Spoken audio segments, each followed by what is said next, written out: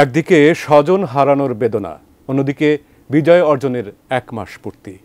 আনন্দ, বেদনা, বিরহ মিলন সংকটের মিশ্র অনুভূতি নিয়ে শহীদ মার্চে অংশ নিয়েছিলেন শহীদ পরিবারের অনেক সদস্য।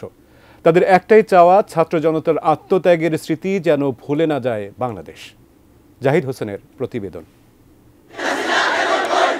বৃহস্পতিবারের বিকালের প্রথম ভাগ শহীদ মার্চে অংশ নিতে ঢাকা বিশ্ববিদ্যালয়ের রাজু ভাস্কর্যের অভিমুখে লাখো মানুষের ঢল। এ জনসমুদ্রের মাঝেই এমন কয়েকজন আছেন ছাত্র জনতার অভ্যুত্থানে যারা হারিয়েছেন তাদের স্বজন। সরকার পতনের 1 মাস পরে এখন কেবল স্মৃতির ব্যবচ্ছেদ করছেন তারা। আমার ছেলের হত্যার বিচার যেন তারা করে, যতক্ষণ পর্যন্ত আমার ছেলের হত্যার বিচার না হবে এরা যেন মাঠ থেকে না ওঠে। বাবারে, আমার এটুই দাবি। যে পতাকাটা দেখছেন আমার ছেলের মাথার মধ্যে, আজকে আমি সেই পতাকাটা বাইন্ধা আসছি। আন্দোলনে অংশ নিয়ে এখনো ঘরে ফেরেননি তেমন ব্যক্তির সংখ্যাও কম নয়।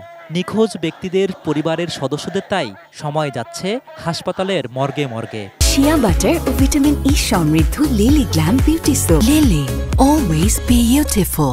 এটা ভিডিওতে ওই গুলিবিদ্ধ হয়েছে, মানে এরকম একটা শনাক্ত আমরা পাইছি। পাওয়ার পরে আমরা ঢাকা মেডিকেল, মিটফুড, সরদ্দি বিভিন্ন জায়গায় আমরা খোঁজাখুঁজি করতে আসি, কিন্তু ওরে ভাইতে আসি না। মৃত্যুর মুখ থেকে ফিরে আসা কয়েকজনের দেখাও মেলে এদিন। অঙ্গহানিতে যতটা বিমর্ষ তারা, তার চেয়েও খুশি বিজয় ছিনিয়ে আনতে পেরে। প্রথম কারফিউ জারি ছিল, ওই দিন আমার মুখে গুলি লেগেছে।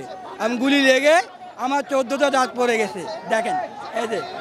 এখন আমি পঙ্গু। ফাউন্ডেশনের মাধ্যমে তাদের যারা আহত হয়েছেন তাদের ক্ষতিপূরণের ব্যবস্থা করা। বৈষম্যবিহীন বাংলাদেশ গড়ার মাধ্যমে হতাহতদের প্রকৃত মূল্যায়ন হবে, এমন দাবি সকলের। Zahid Hossain, ATN news, Dhaka.